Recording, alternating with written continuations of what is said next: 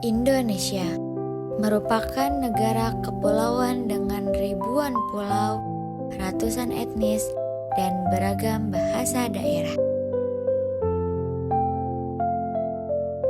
Di tengah keberagaman tersebut, bahasa Indonesia hadir sebagai bahasa yang menyatukan bangsa. Video ini membahas perjalanan bahasa Indonesia dalam sejarah dan fungsinya dalam kehidupan kebangsaan.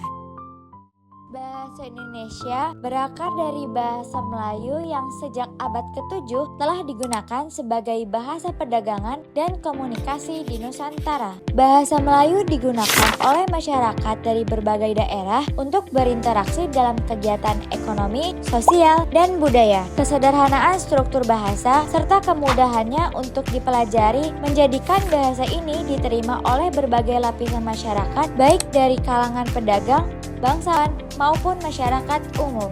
Sumpah Pemuda pada 28 Oktober 1928 merupakan peristiwa penting dalam sejarah kebangsaan Indonesia. Dalam peristiwa tersebut, para pemuda dari berbagai daerah berkumpul dan menyatakan ikrar persatuan sebagai satu bangsa. Mereka menyadari bahwa perjuangan melawan penjajahan membutuhkan persatuan yang kuat, termasuk dalam hal bahasa. Salah satu isi ikrar Sumpah Pemuda berbunyi, "Kami, putra dan putri Indonesia, menjunjung bahasa persatuan, bahasa Indonesia." Ikrar ini menegaskan komitmen para pemuda untuk menjadikan bahasa Indonesia sebagai pemersatu bangsa di tengah keberagaman suku dan bahasa daerah. Keputusan ini menjadi langkah strategis dalam membangun identitas nasional dan memperkuat semangat kebangsaan.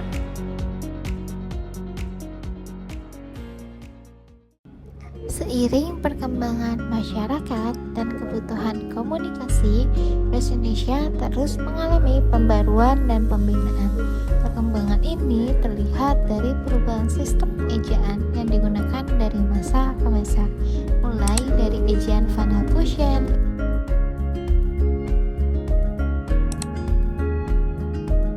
ejaan Suewandi, ejaan yang disempurnakan, hingga pedoman umum ejaan bahasa Indonesia. Pembaruan ejaan dilakukan untuk menciptakan keseragaman penulisan, meningkatkan kejelasan makna Indonesia dalam konteks resmi seperti pendidikan, pemerintahan, dan penulisan dokumen negara. Hal ini menunjukkan bahwa bahasa Indonesia terus dikembangkan agar tetap tertib dan fungsional. Bahasa Indonesia memiliki kedudukan resmi sebagai bahasa negara, sebagaimana diatur dalam Pasal 36 Undang-Undang Dasar 1945 dan Undang-Undang Nomor 24 Tahun 2009. Ketentuan ini menegaskan peran bahasa Indonesia dalam penyelenggaraan kehidupan bernegara. Sebagai bahasa negara, bahasa Indonesia wajib digunakan dalam administrasi pemerintahan, pendidikan, peraturan perundang-undangan, serta dokumen resmi negara. Penggunaan bahasa Indonesia dalam ranah resmi bertujuan untuk menciptakan keseragaman komunikasi, memudahkan pemahaman masyarakat, serta memperkuat wibawa negara. Dalam kehidupan masyarakat saat ini, penggunaan bahasa Indonesia menghadapi berbagai tantangan, seperti meningkatnya penggunaan bahasa tidak baku dan pengaruh bahasa asing dalam komunikasi sehari-hari. Kondisi ini sering terlihat dalam media sosial dan komunikasi informal.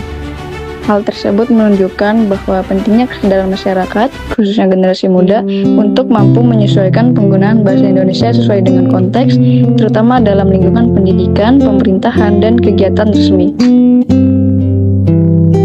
Mari kita jaga, gunakan, dan lestarikan bahasa Indonesia.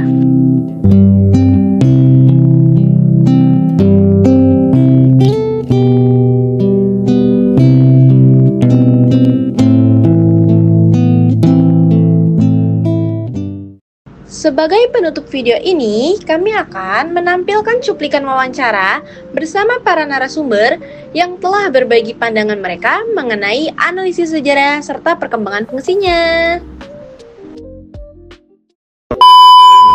Assalamualaikum warahmatullahi wabarakatuh. Waalaikumsalam. Salam sejahtera bagi kita semua.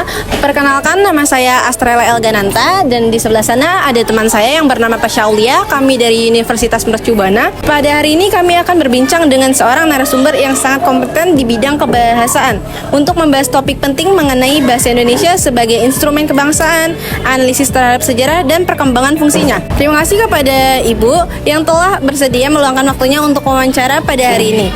Saya izin bertanya ya Bu, untuk mengawali pertanyaan di sini, menurut Ibu apa yang membuat peristiwa Sumpah Pemuda tahun 1928 menjadi momen yang sangat penting dalam penetapan bahasa Indonesia sebagai bahasa persatuan? Sebelumnya Ibu kenalin dulu, nama saya Bu Yuli. Di sini saya mengajar bahasa Indonesia.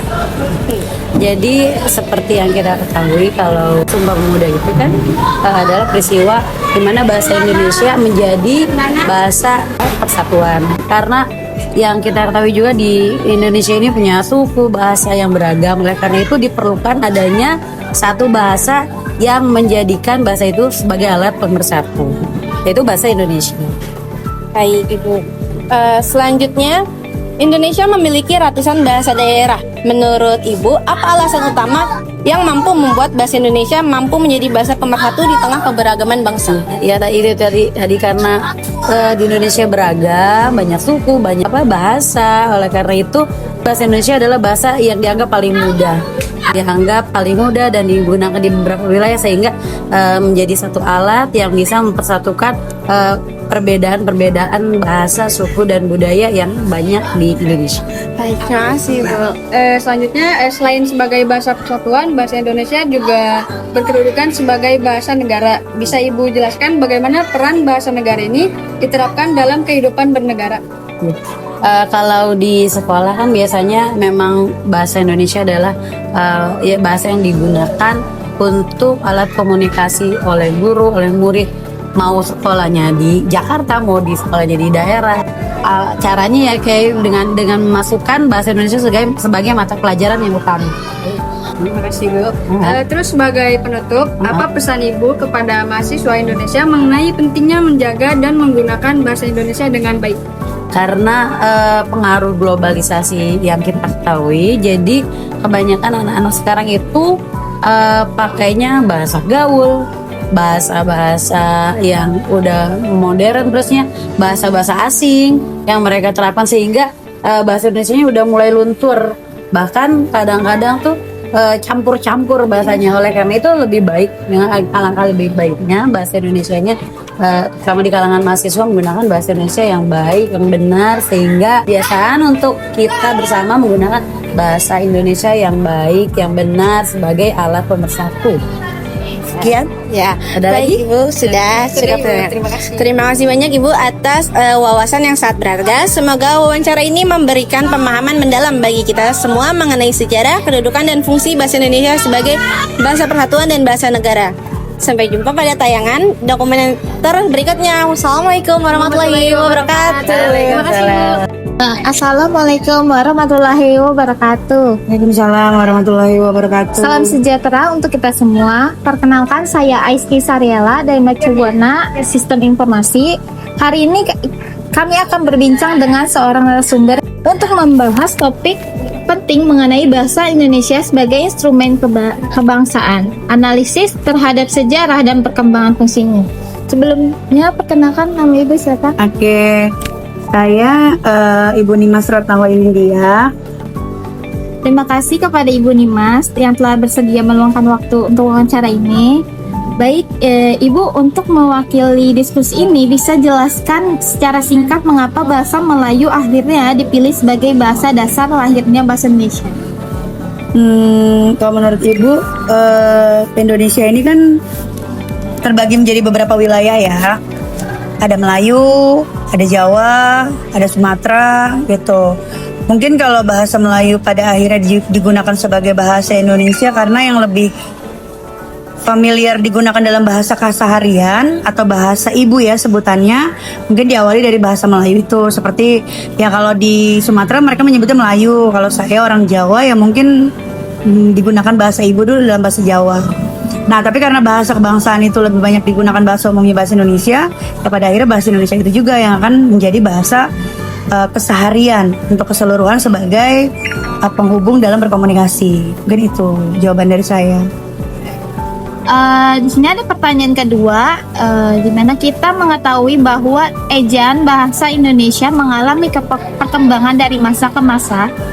Bagaimana Ibu melihat perubahan ejaan tersebut berpengaruh terhadap pembinaan bahasa Indonesia? Iya, mungkin kalau saya karena di sekolah, saya melihat kadang-kadang bahasa Indonesia sebenarnya sudah bagus ya digunakan dengan ejaan-ejaan yang memang baku dari KBBI.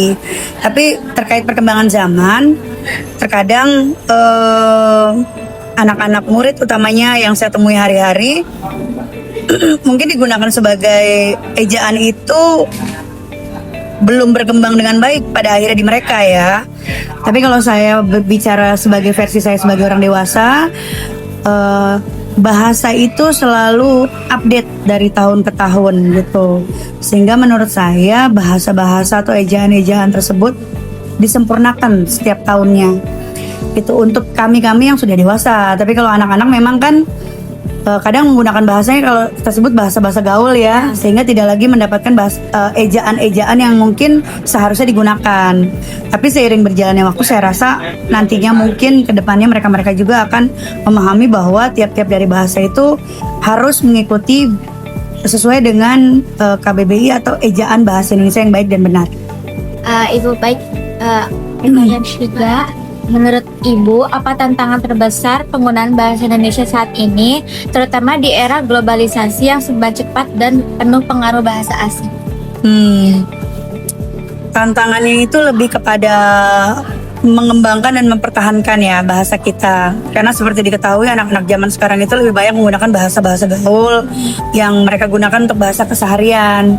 Sehingga terkadang mereka tidak bisa menyaring berbicara itu dengan menggunakan bahasa kepada orang dewasa, kepada teman, ataupun kepada situasi dan kondisi yang memang formal. Karena tiap-tiap bahasa itu kan berbeda-beda, kita menggunakannya berbicara dengan teman, berbicara pada saat formal, seperti itu. Nah, kalau sekarang tantangan terberatnya adalah membiasakan anak-anak Indonesia ini untuk menggunakan bahasa yang baik dan benar.